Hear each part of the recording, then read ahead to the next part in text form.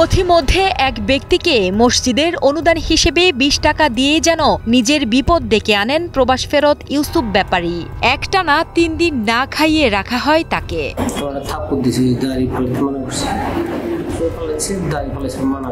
এমনকি তাকে যেন কেউ চিনতে না পারে সেজন্য তার মাথার চুল ও দাড়ি কেটে দেয় অপহরণকারীরা। সেই সাথে ফোন করে পরিবারের কাছে মুক্তিপণ হিসেবে দাবি করা হয় ১০ লাখ টাকা। জিডি করার পরে আমরা থানা পুলিশ এবং আমি বিশেষভাবে যেহেতু খুঁজে পাওয়া যাচ্ছে না, তাই আমি আমার ডিবি টিমকে এটা উদ্ধারের জন্য বিশেষ অ্যাসাইনমেন্ট দিয়ে থাকি। পরবর্তীতে রাত্রিবেলা তার ওয়াইফের কাছে ফোন আসে যে তাকে এক জায়গায় বদ্ধ করে আটকে রাখা হয়েছে এবং সে ওখান থেকে ১০ লাখ টাকা চাচ্ছে।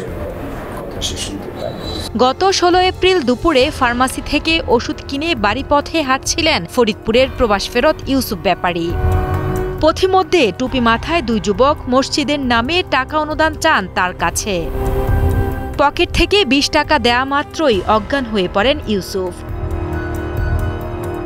জ্ঞান ফিরতেই ইউসুফ দেখতে পান অন্ধকারাচ্ছন্ন একটি তালাবদ্ধ ঘরে বন্দী তিনি।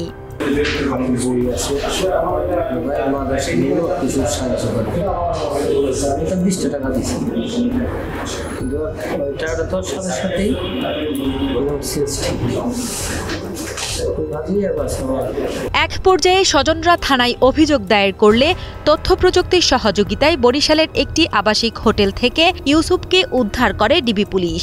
থানা পুলিশ এবং ডিবি পুলিশ যৌথ অভিযান করে টেকনোলজির মাধ্যমে দেখতে পায় যে এটা বরিশাল শহরে তাদের অবস্থান খুঁজে পায় এবং এক পর্যায়ে তার বরিশাল শহরের একটি হোটেল, আবাসিক হোটেল, সেটা কোটপাড়া এলাকায়।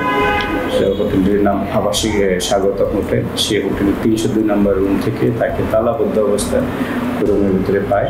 এই ঘটনায় অপহরণ ও চাঁদাবাজির অভিযোগে সদরপুর থানায় একটি মামলা দায়েরের প্রস্তুতি চলছে। এর সাথে জড়িতদের খুঁজে বের করতে বিভিন্ন জায়গায় অভিযান চালাচ্ছে পুলিশ।